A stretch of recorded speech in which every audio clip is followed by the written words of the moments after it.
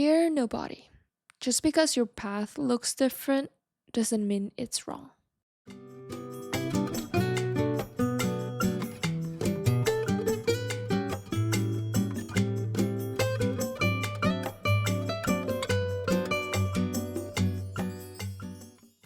Welcome back to another episode of Dear Nobody podcast. I'm your host, Sally Yapto, and let's get into it.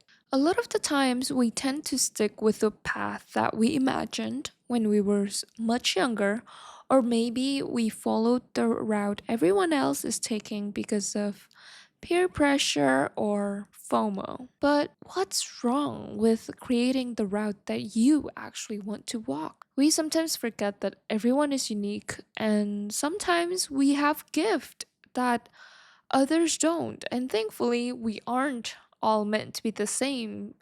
And that fact alone should be enough to encourage us to put ourselves out there, to step into a path that no one has ever taken before. Although sometimes it can be really jarring. It can feel like you're out of place and you're alone in this cold, cold world. But the truth is, there are so many people that are feeling the exact same way. It's like when we were little. Usually, teachers or parents would ask you, what do you want to be when you grow up? And thinking about this question now at 24, I think that's a little bit insane question to ask a child. Like it's so serious and heavy. It's good for their imagination and dream high, but also it's like double-edged sword. I'm 24 and I still have moments where I just don't know what I really want. I'm starting to figure it out now, but it's still a serious thing to ask for a child, you know? I don't blame the kids for not having an answer or if they just answer it because others are probably following their friends' answers. And not gonna lie, I think I also did that when I was a child. Like, I would just see my friends, oh, they answered like this, so I would answer the same way. So I don't blame them. I remember my friends saying that they wanted to be doctors, scientists, or astronomers, or something else. Some of them wanted it for themselves, but others, they wanted it because of external pressure. Either their parents or their environment. It can be a lot of things that comes into this. But it created this internal weight telling them that they have to stick into that one belief. And that's hard. Some of my friends actually did become doctors and scientists, and which is great. Like, congratulations. That's a lot of dedication and hard work. And I respect that. I really respect the hustle. And some of my friends who change lanes midway through simply because they found something that resonated more than their past passions, I it's hats off to them because it's really scary. And to be able to say no to that one thing that you have been polishing throughout the years and then go into this new realm, it's not easy at all, especially with the society, with the backlash and everything. It's not easy. And so, more respect to that, truly. It's something about them that is like, wow, they're very brave. They actually went through it. Like they made the turn. It's incredible. I have so much respect for them, for the ones who changed their path and they are not afraid to do that. Even sometimes I also thought of that, doing that 180 degrees turn, but there's always going to be something that holding me off. And so it's really hard to actually do it and make that decision. Yeah. Okay, let's move on. Changing paths are okay, as long as the new one resonates with who you are right now. Like in life, we are always evolving. We're definitely not the same people we were 10 years ago or when we were little kids, and that's fine. As long as we're growing, I think it's a really good thing. So, if it's okay to evolve in our lives, then it's also okay to change our directions, whether it's our careers or our lives or even in love. I'm not gonna talk about love at this moment, but I mean, I think it's pretty self explanatory. If it's not aligned with what you want in life, then probably find someone that more aligned with you. Aligned with you? Just a thought. Anyway, continuing, we're always growing, and then we get a better understanding of what we actually want and what we don't. I think it's so important to give yourself a chance to be someone you are not yet.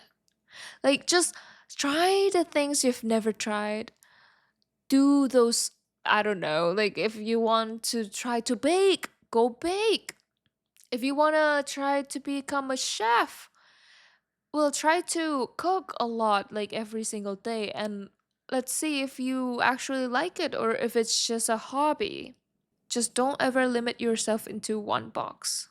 For me, I've had the piano in my life since I was little.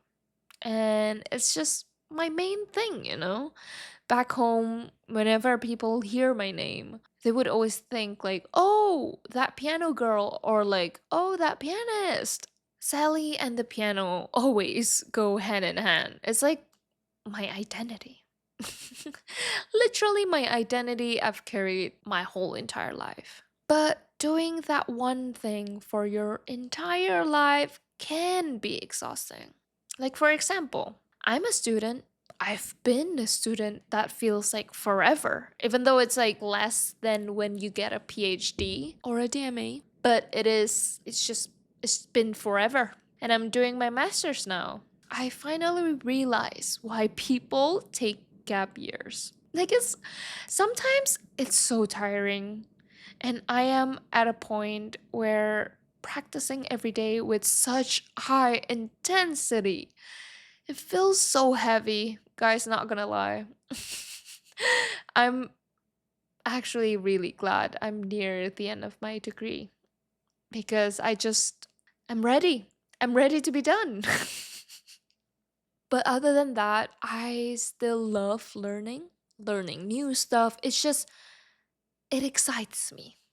But it's just lately playing the piano has felt like a drag. And yeah, I just found other passions like teaching my students or starting this podcast, being creative outside piano. Like, I just don't want to label myself as only a student anymore. In my previous episodes, I've talked about how I'm not only a student, I'm also a daughter, I'm also a teacher, I'm also a girlfriend. Like, I'm also other stuff outside of me being a pianist or being a student. And this is something that I was talking about. Like, this is it.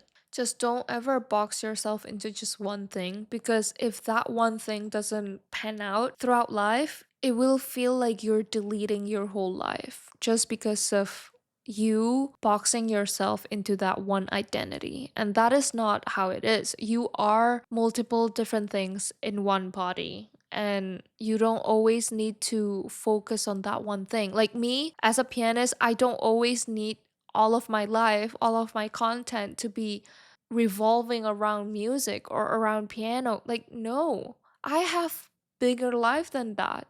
Yeah, music is one thing, but I also have a lot of different things in my life. Like, just don't box yourself. It's better to have like multiple different identities, not identities. I wouldn't say identities or personalities, but it's always nicer to have backups rather than, let's say, if one day you're not feeling the same way as you were and you wanted to make a whole shift, you're not essentially deleting your whole entire life because that can be really, really scary. Anyway, back to the point that I was making. I found other passions and like I get so happy whenever I do my podcast episodes and I also do some research and problem solving outside of my teaching hours for my students Those little things, I find it that I really like to do them. That is something different from what I know of, like to play the piano. I mean, for teaching part, yeah, it's kind of interlapping with piano performance or piano in general. But for the podcast, it's something new and it is something that I really like to do. So, in order for me to get a better hang of it, I do them more and I will get better. Everyone's path is different, they all want different things. The things I find passionate in might not always be resonating with you, and that's okay. If you ask my peers at the conservatory what their goals are, most of them will say either a performer or a teacher. That's mostly it. Some would be something very different, which I totally respect, but it's a minority. They all say the same thing. And so sometimes I feel like it's rare to find someone who has similar goals in what I'm doing. Like for me, it's content and also piano, but piano mainly like teaching now. It might be different again if you ask me in the future. I don't know. But for now, it's that. It's rare to find, but it's not impossible. Like I did found some friends who kind of have similar output and what we want in life. It aligns. So that's good. But there's not a lot of them. Before knowing them, I felt really out of place. I felt weird. Like I'm an alien, the elephant in the room. And sometimes I felt judged because I'm not grinding at the piano 24/7 like the way my friends do. It sometimes can also feel like I'm doing something forbidden because it's not related to my instrument at all. And as I grow up, I've realized that what I was feeling was valid and it doesn't mean that I'm wrong. It doesn't mean that I need to shut down that half of me that is not like everyone else, changing my goals into like theirs. No, I'm not wrong. It just means that I have something else that I want to do, and it's great. It's great that I have other things that I want to do in life. Sometimes a different path feels so wrong because it's quiet. It means letting go of what we once knew so well. You look around for footprints that match your own. And when you don't find them, you just assume that you're taking a wrong turn. I was like that. And it is so brave to take that 180-degree turn from something you have spent years polishing. People might look down on you, and a lot of people will on you. It's not easy. They would probably say, "You spent your whole life on this. Why throw it away?" It's so tough to hear that, especially when you're already afraid to make a change. But sometimes, if it's like a burning passion from your heart, you just gotta have to take the risk. You just gotta. And you might also ask yourself, what if it doesn't work? That's like a common question we always have in our heads. But instead of asking like that, try asking, what if it does? Wouldn't you be so ecstatic to actually live your dream? I would. I would be 100% jumping around, running around the hall or something because I'm living my dream. So, whenever you feel like you're the odd one out in the flock, it just means that you have found a niche that is actually uniquely yours. Your friends might actually be wondering how you're so courageous sometimes because they just don't have the guts to do it. And I think that is very, very respectable action. It's not easy. I said that so many times in this episode, but it is actually not easy. And you have to have a lot of guts in you. Okay, just a reminder that your path is simply yours. And just because your goals are different, it doesn't mean that you're falling behind. Those two are a completely different thing. And also, your life is your life. Don't compare your life into someone else's life because it's completely different thing. It's not like a balanced thing to compare yourself to. It's not. And sometimes we just forget about that. We sometimes look at others and see, wow, they're really working so hard. And now look at me, I'm not working that hard. And you crucified yourself for it.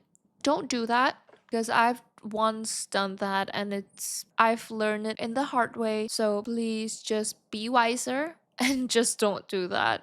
It will scar your life, and recovering from that is not easy. So before you go into that rabbit hole, just try to put yourself out of that rabbit hole and don't crucify yourself for that.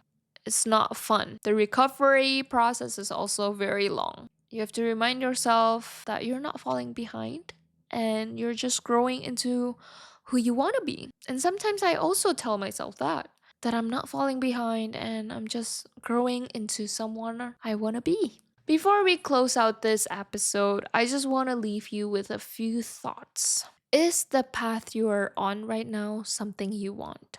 Or is it something others want for you? If no one was watching your life, would you still feel like you're going in the wrong way or not? Yeah, keep those questions in your pocket. If you have an itch to do something different, go start.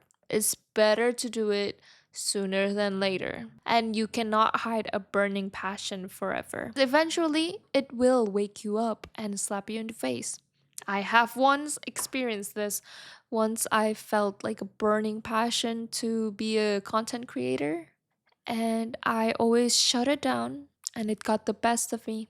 One day it just screams right at my face. But it took me like 4 years to realize that. So it's better to start now than later. If you relate to this episode, let me know in the comments because I would love to know how you're dealing with it. Just a reminder that you are not alone and you can go through this. If you want to check us on Instagram, it's at Dear Nobody Podcast. And as always, new episodes every Thursdays, and I will talk to you next week. Bye.